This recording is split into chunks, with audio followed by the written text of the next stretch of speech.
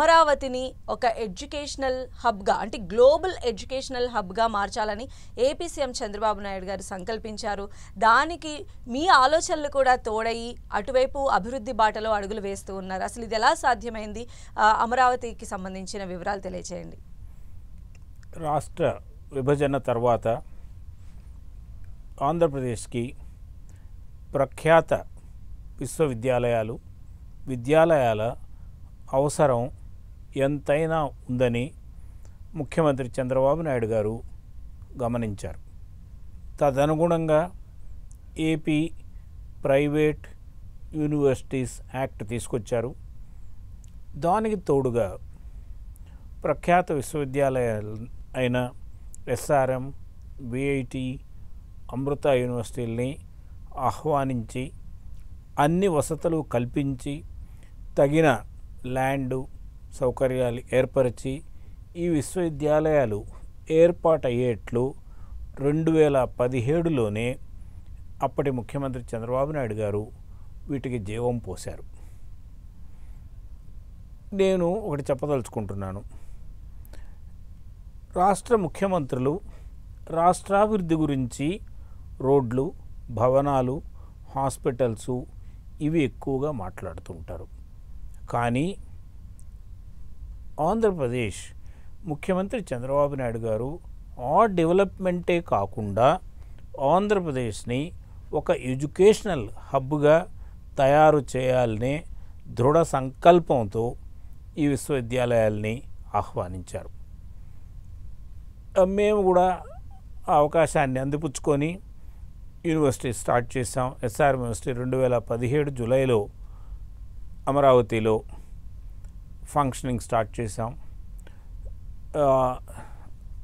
ప్రొఫెసర్లని ప్రపంచవ్యాప్తంగా మేము పర్యటించి చాలా నిష్ణాతులైన వారిని పిలుచుకొచ్చాం.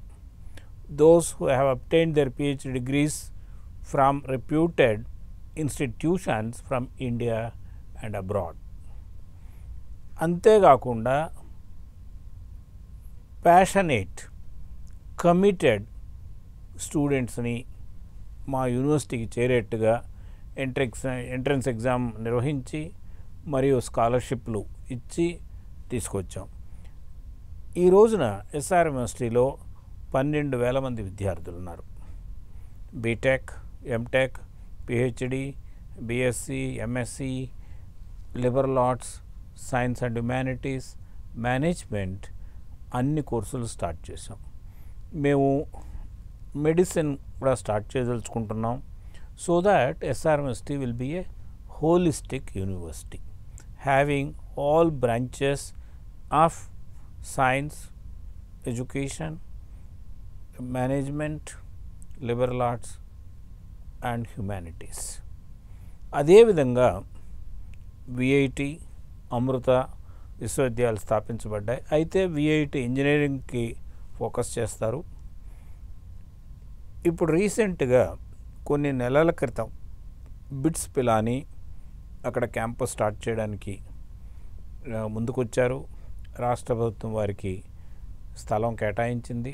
అట్లాగే మేనేజ్మెంట్ ఇన్స్టిట్యూట్ XLRI మేము ఈ నెల 2వ తేదీ అంటే జూన్ 2వ తేదీన ముఖ్యమంత్రి గారితో మీటింగ్ జరిగింది. వారు ఏం చెప్పారంటే ఇంకా పలు విశ్వవిద్యాలయాలను పిలుచుకొస్తాము, 2 లక్షల మంది స్టూడెంట్స్ అమరావతిలో చదువుకునేట్లు ఏర్పాటు చేస్తాము అన్నారు. మీరు గమనిస్తే ఎస్ఆర్ఎం, విఐటి, అమృత కలిసి అమరావతిలోనే ఉన్నాయి. మిగతా రాష్ట్రాల్లో కొంత టైం పట్టవచ్చు. As of now Amaravati is the only city having such prestigious and reputed institutions. ఈ 2 లక్షల మంది విద్యార్థుల వలన ఓ 30-40 వేల మందికి ఉపాధి లభిస్తుంది. Teaching, non teaching and other allied services.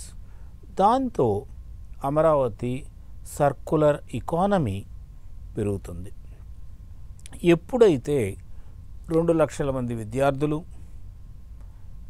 Maybe 40,000 మంది టీచింగ్ ప్రొఫెసర్లు ఓకే. ఉన్నప్పుడు వారికి కావాల్సిన సోషల్ లైఫ్ కొరకు హోటల్స్, రెస్టారెంట్స్ కూడా రావాలి, వస్తాయి. అయితే సార్ మీరు చెప్పిన దాని ప్రకారం చూసినట్లయితే 2 తెలుగు రాష్ట్రాల్లో కూడా ఆంధ్రప్రదేశ్లోనే అంటే ఎక్సెప్ట్ బిట్స్ పిలాని తప్ప ఇప్పుడు మీరు చెప్పినవన్నీ కూడా ఆంధ్రప్రదేశ్లోనే ఫస్ట్ టైం రావటం జరిగింది. అంటే గ్లోబల్ ఎడ్యుకేషన్ హబ్గా మార్చాలనే సంకల్పం ఒక ఎత్తు అయితే దాని ఆచరణ దిశగా తీసుకువెళ్తున్నటువంటి ప్రభుత్వ విధానాలపైన మీ స్పందన ఏంటి సార్? 2015-16లో ముఖ్యమంత్రి చంద్రబాబు నాయుడు గారు ప్రైవేట్ యూనివర్సిటీస్ యాక్ట్ తీసుకురావడము, అంతేకాకుండా మమ్మల్ని ఆహ్వానించి మీరు నాకు 1 సంవత్సరంలో యూనివర్సిటీ స్టార్ట్ చేయాలి, మీకు ఏం కావాలి చెప్పండి అని హుటాహుటిన, నేను ఆ పదాన్ని కావాలనే వాడుతున్నాను, అంత త్వరగా మాకు 2017 ఫిబ్రవరిలో ల్యాండ్ అలొకేట్ అయింది. 2017 జూలైలో యూనివర్సిటీ స్టార్ట్ చేసాం, రికార్డ్ ఇన్ ద వరల్డ్.